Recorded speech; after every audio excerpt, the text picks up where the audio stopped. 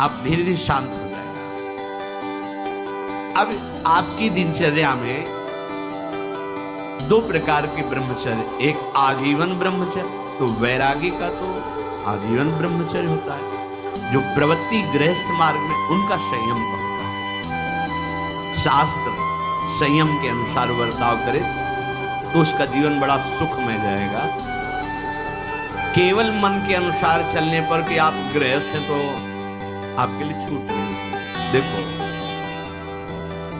परम ब्रह्मचारी भीष्म जी अपहरण करके स्वयंवर में जीत कर जबरदस्ती राजकुमारी, वो एक राजधर्म है, मैं ले जा रहा हूं राजकुमारियों को महाराज विचित्र वीर के लिए हस्तिनापुर के सिंहासन पर आरूढ़ है, जिसकी ताकत हो थोड़ा, वो राजाओं का है।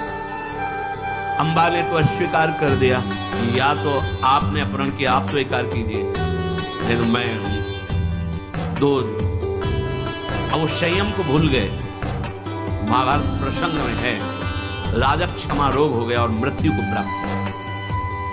बहुत सारा ऐसा नहीं कि आप गृहस्थ में हो तो आप, ये कोई आपके लिए धर्म नहीं है। धर्म संतान उत्पत्ति, भगवान की सृष्टि पूजा के लिए, वो भी संयम भगवत भाव में स्थित रहते हुए।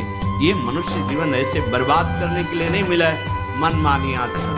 यदि सत्संग नहीं सुनते, शास्त्र स्वाध्याय नहीं है, आस्तिकता नहीं है, तो चाहे स्त्री शरीर चाहे पुरुष शरीर हो, पशुता रहती है। क्या जीवन,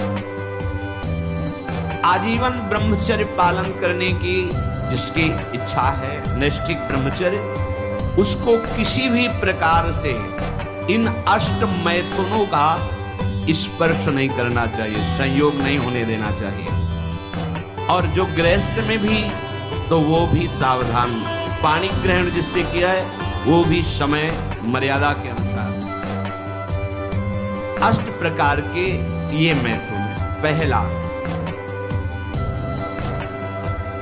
जब हम कोई गंदी बातें सुनते हैं, गंदी बातें देखते हैं, तब हमारे अंदर गंदी बातों का चिंतन होता है, फिर संकल्प बनता है। पहला, जो हम देखते हैं उस पे सुधार करो, जो हम सुनते हैं उस पर देखो।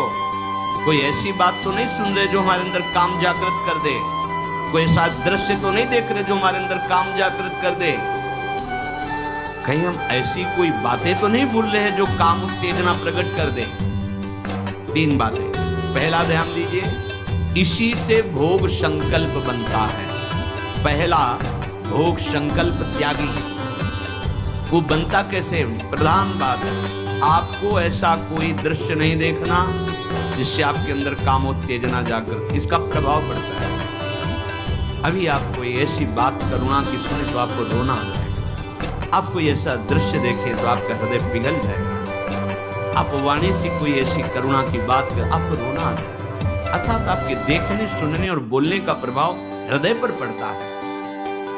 यदि आपका देखना, सुनना और बोलना गंदा है, गंदे का भाव आप समझ रहे होंगे, कामोत्तेजना बढ़ाना वाला है, बेकार की बातें केवल ब्रह्मचर्य की होंगी, तुम ब्रह्मचारी रह ही नहीं सकते।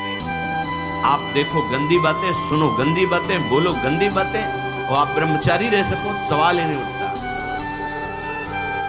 जैसे आप गंदी बात देख रहे हैं, सुन रहे हैं, आप कोई चेष्टा नहीं कर रहे, तो भी आप ब्रह्मचारी नहीं रह पाओगे। वर्णन हुआ है शास्त्रों में, एक मनोवाह नाम की नाड़ी है, पूरे शरीर में ऐसा कहीं जैसे पित्त की थैली होती है, ऐसी कोई ब्रह्मचर्य वाली थैली नहीं है। ये यहाँ हर नस नाड़ी में वो व्याप्त है सप्तम धातु। मनोवाह नाड़ी, जो ही आपका चिंतन विकारात्मक हुआ, वो नाड़ी घसीटती पूरे शरीर से उस सप्तम धातु को, और वो घसीट लिया, आपने क्रिया की या नहीं की, आपका चिंतन बिगड़ा हो गया, वो किसी न किसी बहाने से लघु शंका में, स्वप्न में, कैसे भी बाहर हो जाएगा, वो नहीं रुकेगा।